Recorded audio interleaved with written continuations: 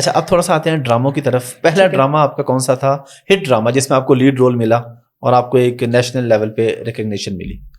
اچھا یہ تھوڑا سا کنفیوزنگ ہے کیونکہ میں نے ڈراماز جیسے میں نے کہا کہ شروع کر دیے تھے کام کرنا, کوئی ایسے بھی آ رہے تھے جیسے کوئی عید اسپیشل پلے آ گیا ہے.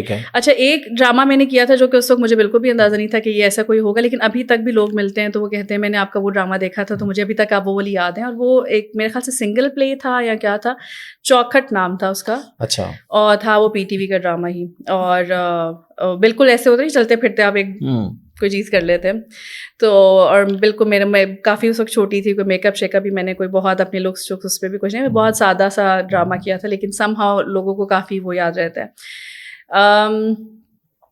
لیکن پھر میں نے ایک بہلاوا ڈرامہ بھی کیا تھا, اس میں بھی میرا کوئی بہت مین رول نہیں تھا, لیکن وہ اسٹار کاسٹ تھی, کافی زیادہ تھے اس میں. نتاشا حسین, ماریا واسطی, اور بھی کافی لوگ تھے, بہت لوگ تھے. Faisal Qureshi was there, he was my brother, he was playing my brother actually.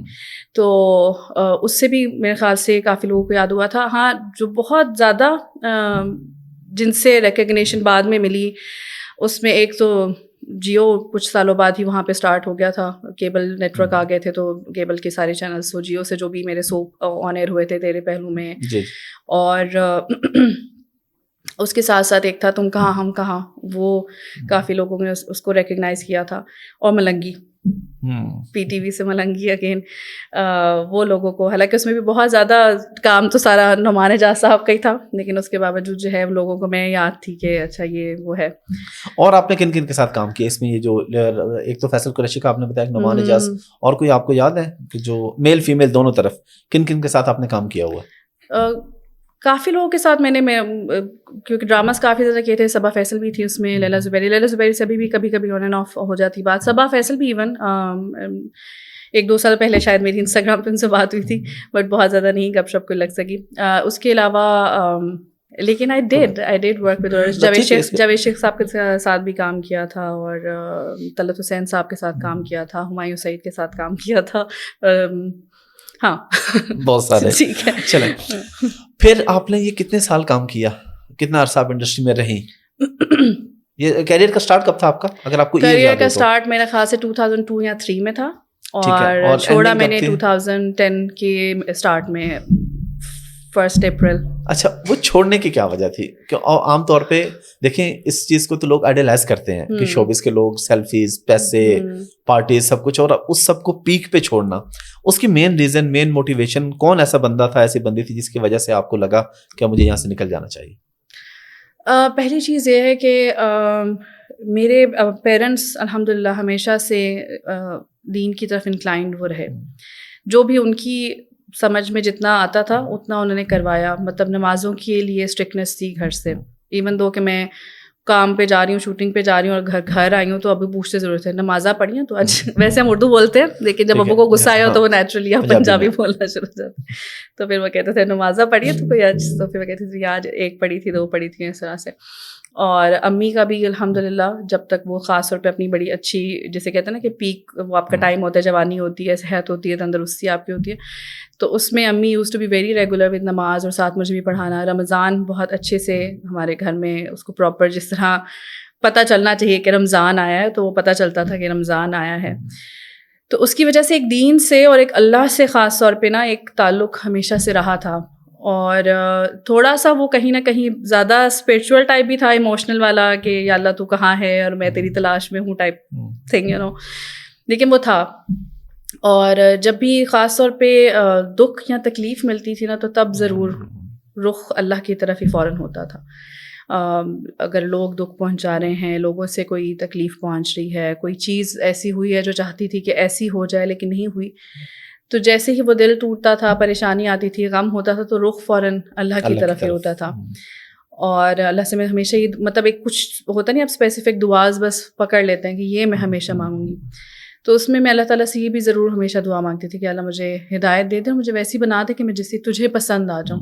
Of course مجھے پتہ نہیں تھا کہ وہ کیسی ہوں گی یا کیسی نہیں ہوں گی, لیکن بس مجھے تھا کہ جتنا میں آپ سے پیار کرتی ہوں, جتنا مجھے شوق ہے آپ کے قرب حاصل کرنے کا, تو مجھے پھر ویسی بنا دیں کہ نا کہ میں اس کو حاصل کر سکوں.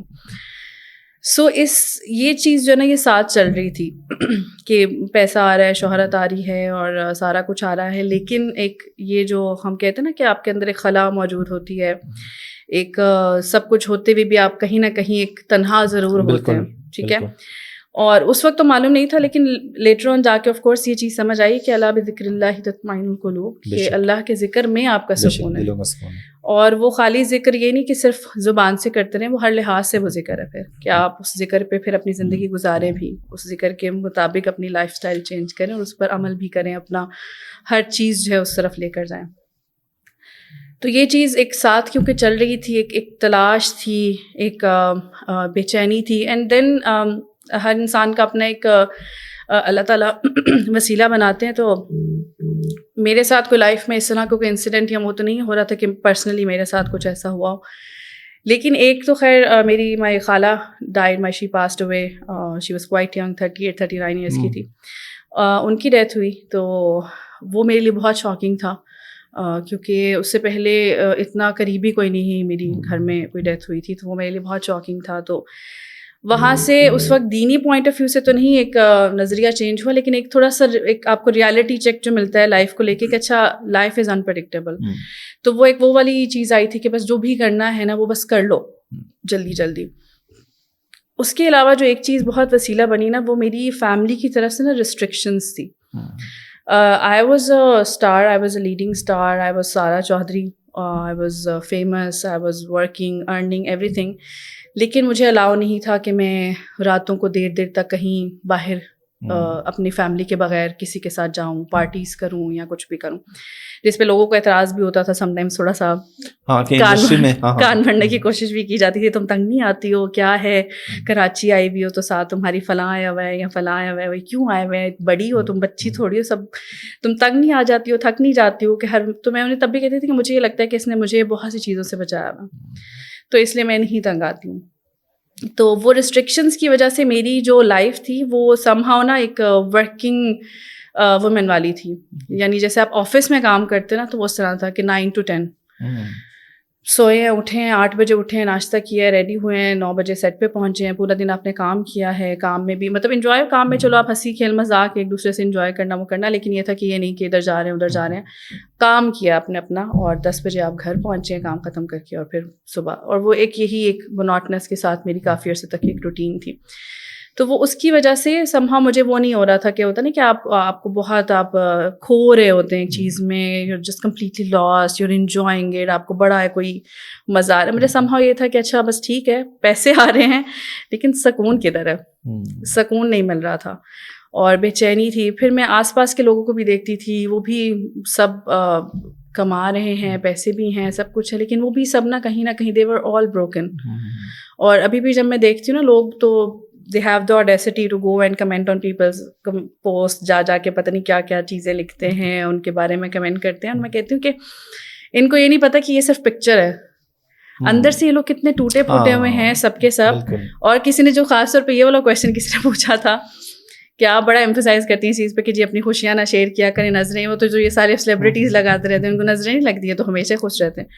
تو میں نے کہا بھائی وہ آپ کو تو نہیں پتہ چل رہا کہ وہ نظر کا اثر کہاں نکل رہا ہے. میں نے کہا ہو سکتا ہے کسی کا مائیگرین ہی نہیں جا رہا, تو وہ نظر کی وجہ سے بھی ہو سکتی ہے, لیکن اب وہ بتا تو نہیں رہے, آپ کو ہر وقت نہیں بتا سکتے مجھے مائیگرین ہے, ہو سکتا ہے کوئی اور نقصان ان کا ہو رہا ہے, but they are not telling you. تو دیٹ ڈزنٹ مین کہ ان کو افیکٹ نہیں کر رہی نظر, ان کو بھی کر رہی ہوگی. تو خیر یہ ساری چیزیں جو ہے نا یہ ایک وسیلہ جیسے بن رہی تھی اس راستے کی طرف آنے کا.